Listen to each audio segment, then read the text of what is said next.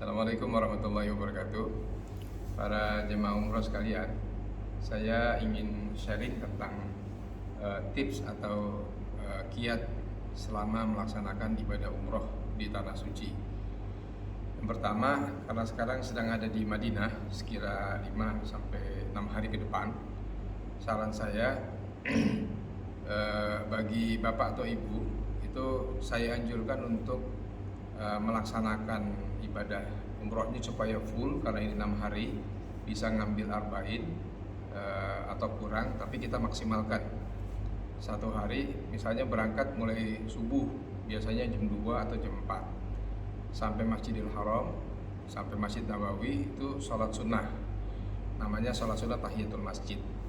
Yang kedua 2 rakaat salam, ya boleh istighfar, ya duduk sebentar, istighfar, sholawat.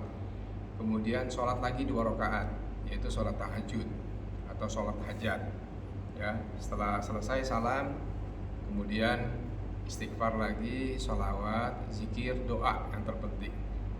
Kalau mau ngambil doa makbulah itu di sujud terakhir. Jadi sebelum salam, ya di sujud terakhir sambil berdoa. Usahakan doanya itu yang khusyuk. Kalau bisa sambil menangis. Kalau nggak bisa menangis, usahakan menangis. Kenapa kita tidak bisa menangis?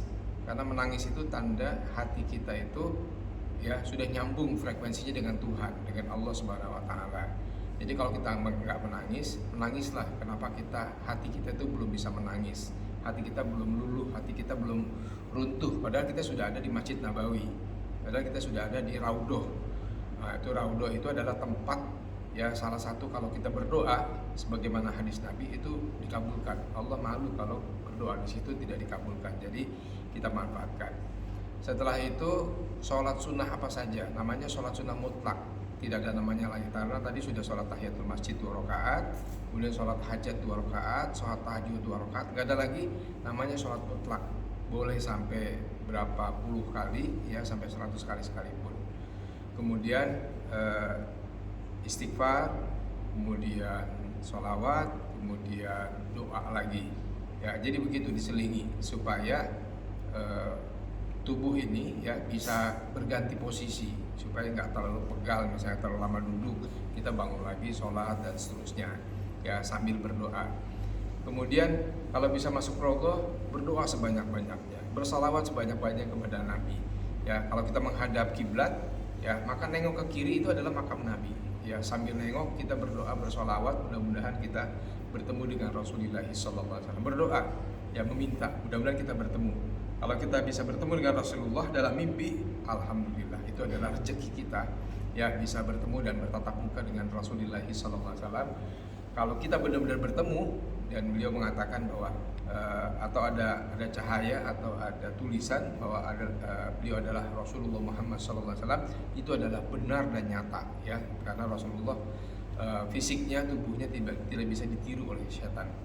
Ya kemudian menunggu waktu subuh, nanti begitu azan ya kemudian sholat. Jadi kalau setelah azan subuh, sholat 2 rakaat, namanya sholat qobliyah subuh. Boleh ditambah lagi 2 rakaat, namanya sholat sunnah fajar. Nah kalau kita sholat sunnah fajar atau sholat sunnah qobliyah subuh itu, maka pahalanya lebih baik daripada dunia dan seisinya. Mumpung kita sudah mendapatkan lebih baik daripada dunia dan seisinya, berdoa lagi. Kita berdoa, beristighfar dan bersolawat kepada Rasulullah. Minta mudah-mudahan kita bertemu dengan Rasulullah SAW. Kemudian kita berdoa. Kemudian sholat subuh juga kita sholat lagi, ya kan, mendengarkan, usahakan memahami dan mengerti arti dari bacaan yang dibaca oleh Nabi, gitu, oleh kita, ya maka kemudian kita bisa melakukannya. Demikian sementara di hold pos. Nah setelah habis sholat subuh, ya kan, tunggu ya zikir yang banyak atau baca Quran atau salawat atau istighfar sampai datangnya waktu syuruk, ya. Nanti waktu syuruk sekira 1 jam setelah sholat subuh itu, nah, boleh sholat sunnah lagi, namanya sholat sunnah syuruk. Sholat sunnah syuruk itu pahalanya sebanding dengan umroh. Nah jadi teman-teman bisa melakukan sambil menunggu sholat subuh. Setelah subuh itu tunggu, sholat, zikir, baca Quran, pokoknya zikir apa saja yang mungkin, ya, berdiam diri di bab masjid, ya. Tadi waktu kita masuk masjid pertama dulu, ya, di waktu jam 2 atau jam 4 tadi, itu niat itikaf sudah. Nawaitu an atakifa fi hadzal masjidil haram lillahi ta'ala. Nah, itu. Setelah itu salat syuruk, kita 2 rakaat, kemudian kita istirahat. Ya, bagi yang mau sarapan, saya anjurkan tidak keluar masjid. Tapi kalau mau keluar masjid, kembali ke hotel silakan. Tapi kita bisa keliling masjid. Ya, saya anjurkan kelilinglah ke Masjid Nabawi. Ya, hitung dari pintu 1, pintu 2, ya, pintu 3 dan seterusnya sambil mengenali.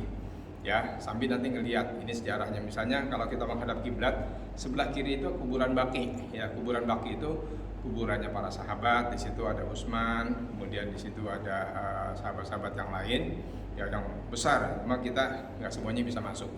Biasanya pagi setelah subuh itu dibuka, tapi cuma laki-laki aja yang boleh masuk. Ya, silahkan keliling, karena itu juga masih areal Masjidil Haram. Jadi kita tidak keluar dari masjid. Ya, kalau mau sarapan keluar sedikit, ya, kita ada di sana, ada sarapan, ada teh susu, ada apa itu kebab, ya. Di pintu 33 itu ada KFC, ada Al-Baik, ada macam-macam, silakan, ya, nasi kare.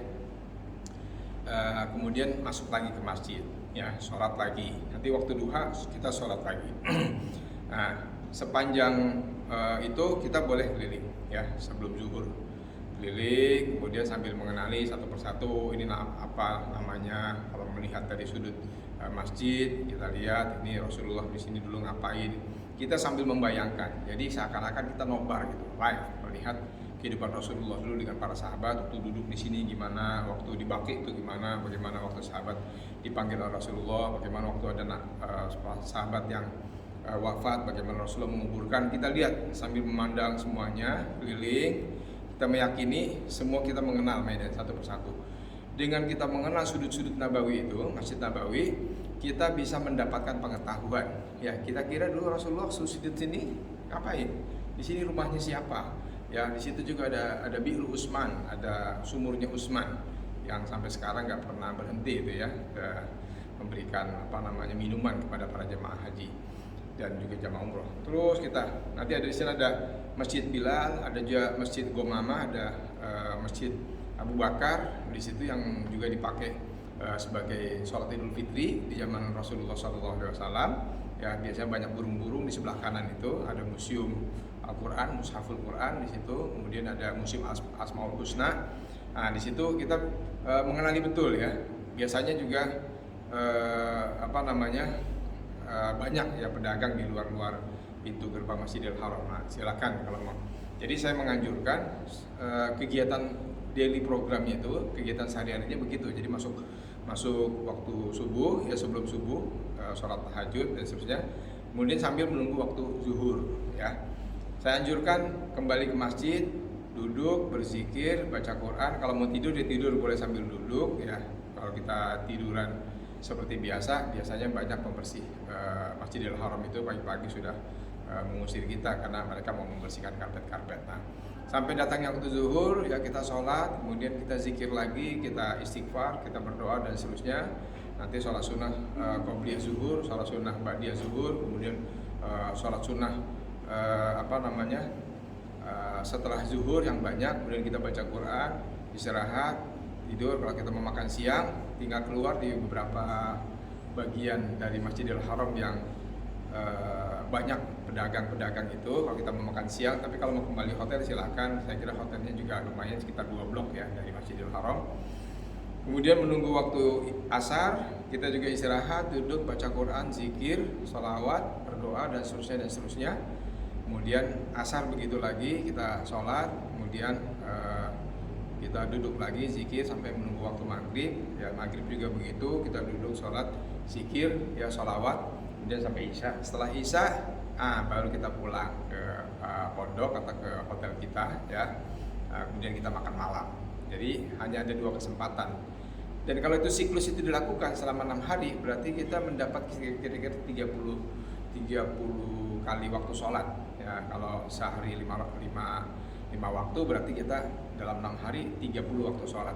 30 waktu sholat berarti kali 17 sekitar berapa itu? 17 kali 3 1, 2, 51 ya, sekitar 510 51 rakaat ya kita di situ ya. Kemudian dengan sholat-sholat sunnahnya saya anjurkan satu hari minimal 50 rakaat. Kalau bisa 100 rakaat itu lebih bagus lagi. Karena kesempatannya langka. Sholat di Madinah itu ya sebanding dengan sholat 1000 kali di masjid-masjid yang lain yang ada di dunia. Nah, itu keutamaannya. Jadi kalau kita sholat misalnya sampai sehari 50 rakaat yang dalam 6 hari itu berarti 300 rakaat kita sholat, berarti sebanding dengan 300.000 rakaat di masjid-masjid yang lain. Itu kan sangat luar biasa. Nah, kemudian kita persiapan. Tapi kalau ada program siangnya misalnya ziarah ke Uhud atau ziarah ke Gua Sur atau ke Gua Hiro atau ke tempat-tempat yang lain sebagai situs sejarah ya boleh aja seperti itu. Tapi saya menganjurkan sholatnya full daily di Masjidil Haram, karena di Masjid Nabawi itu pahalanya 1000 rakaat dibanding tempat-tempatnya, 1000 kali lipat dibanding tempat-tempatnya. Saya kira itu, dan siklus ini bisa diulangi lagi ketika kita di Mekah pada saat umroh nanti ya. Selalu sholatnya di Masjidil Haram di Mekah ya, sampai nanti kita 6 hari juga sama, berarti kita dapat 600 rakaat di situ ya. Kita kalau di Masjidil Haram di Mekah lebih dahsyat lagi. 1 rakaat di situ, sekali sholat di situ sebanding dengan 100.000 rakaat di tempat-tempat yang lain. Nah, ini yang menjadi keutamaan. Saya kira ini sebagai tips dan kiat selama kita di Masjidil Haram, karena kesempatan kita sangat jarang dan langka untuk bisa melaksanakan sholat di sana. Demikian dari saya. Assalamualaikum warahmatullahi wabarakatuh.